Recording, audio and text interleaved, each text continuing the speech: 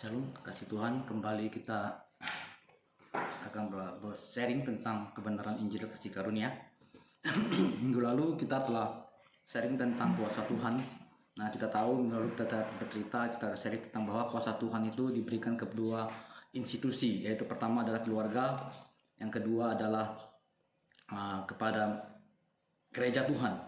Kalau kita perhatikan dari perjanjian lama, dari kisah Abraham sampai kepada Musa di padang gurun, bangsa Israel pada masa itu menerima kasih karunia demi kasih karunia. Apa yang mereka dapatkan, apa yang dilakukan Tuhan kepada mereka itu bukan hasil usaha mereka, bukan karena ketaatan mereka. Kalau kita perhatikan, bahkan ketika di padang gurun, bukannya ketaatan yang mereka lakukan, tapi justru yang terjadi adalah pemberontakan demi pemberontakan.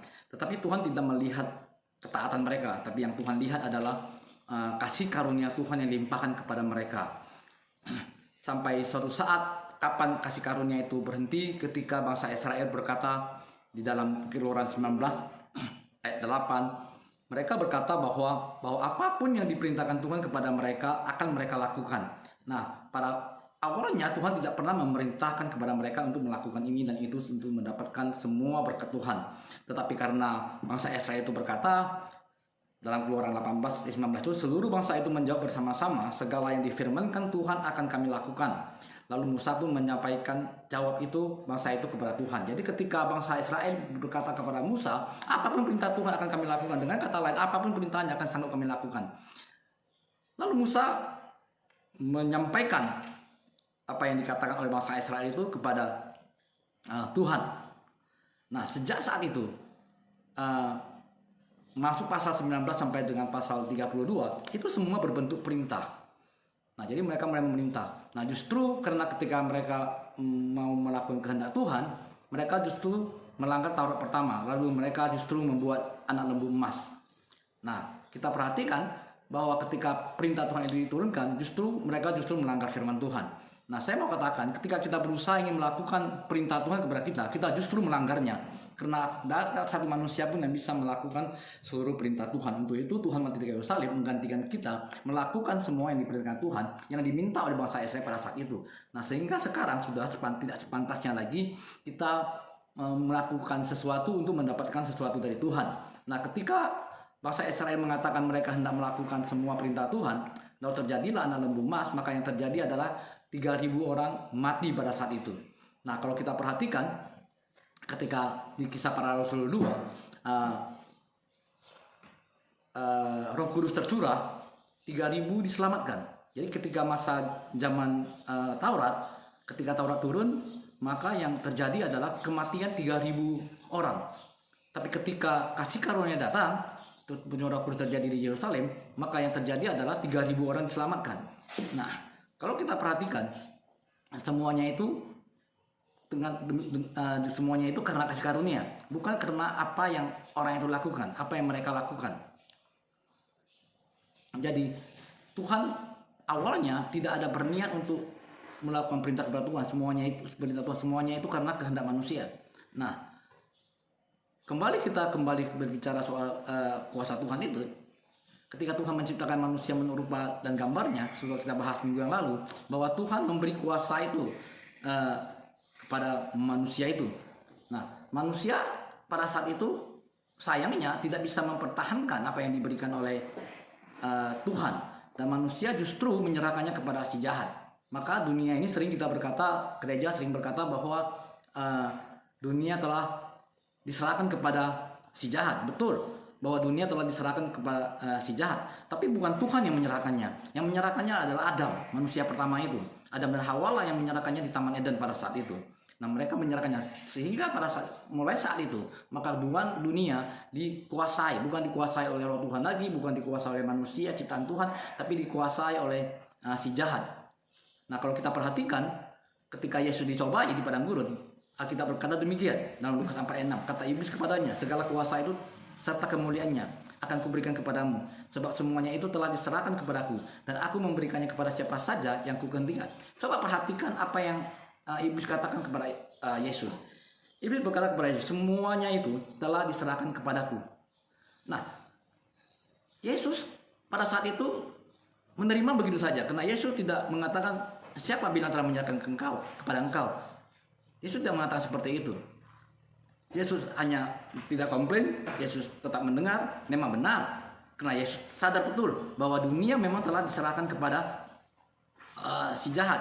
Karena manusia yang menyerahkannya, bukan Yesus yang menyerahkannya, tapi Tuhan telah awalnya Tuhan menyerahkan kepada manusia. Kemudian manusia menyerahkannya kepada si jahat. Nah, jadi tugas untuk merebut dunia, keinginan Tuhan adalah bahwa dunia ini harus direbut kembali.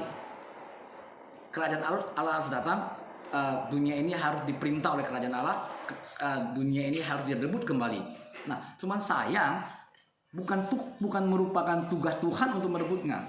Tuhan selalu konsisten, Tuhan selalu konsekuen, karena Tuhan tahu bahwa yang menyerahkannya adalah manusia, maka tugas manusialah untuk merebut itu kembali dari si jahat. Kalau Tuhan mau merebutnya, saya percaya dengan satu jentik jari, maka dunia ini akan direbut kembali untuk Tuhan. Tapi aturan mainnya nggak seperti itu.